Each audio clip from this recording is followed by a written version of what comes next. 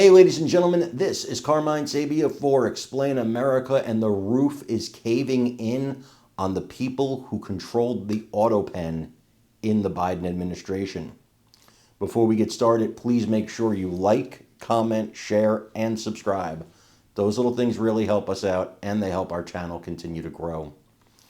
You know, you can run, but you can't hide, and you especially cannot hide if the person coming for you is Jeanine Pirro, the new U.S. Attorney for the District of Columbia.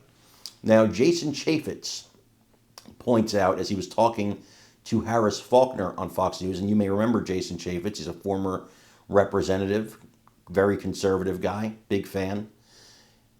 The person who would have to enforce the subpoenas in this probe would be Jeanine Pirro, because she is the person in charge of the District of Columbia.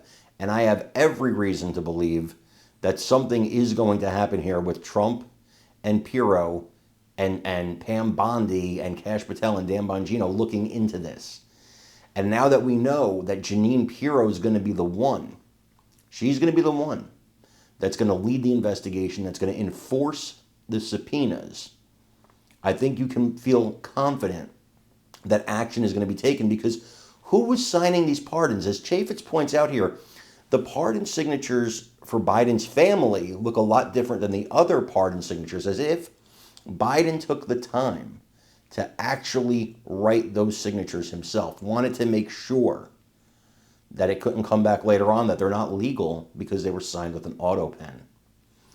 And then that makes you wonder about everything else that was signed with an Autopen. I remember Biden saying to Mike Johnson about some environmental rules that he didn't know he signed. Where did that come from? So we have to get to the bottom of all this. I want you guys to watch this video and let me know what you think in the comments. Chaired the House Oversight Committee, which is leading this effort now. This feels like it's right on time. Keep the press on. Your take. Yeah, Chairman Comer is doing this the right way. You got to bring in the underlying employees. You start getting them on the record under oath, telling us who, how, who authorized this, who was allowed to put in it, who was in the chain of custody of these documents. It is the most powerful thing you have, the signature of the President of the United States. Yeah. And I want to highlight something. The pardon for the Biden family is distinctly different. I have looked at all of these, and I am telling you that looks like Joe Biden personally signed the ones for his family.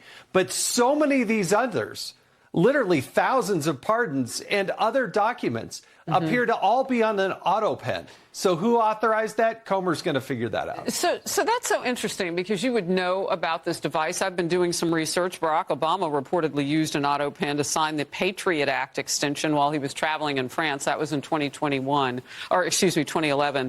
And we know that it's been used by other presidents. But what you're saying is there's a way to tell the difference?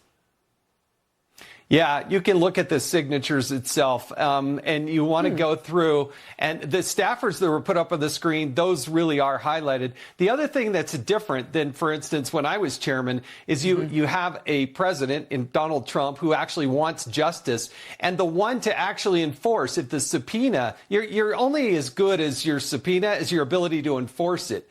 The person who would be in charge of actually enforcing that subpoena would be the U.S. Attorney for the District of Columbia, who is Jeanine Pirro. And if anybody thinks that she's going to be bashful in not prosecuting and enforcing these subpoenas, oh my goodness, they haven't met her yet. No, but we know her well, and what we do know about the situation too, it's so interesting.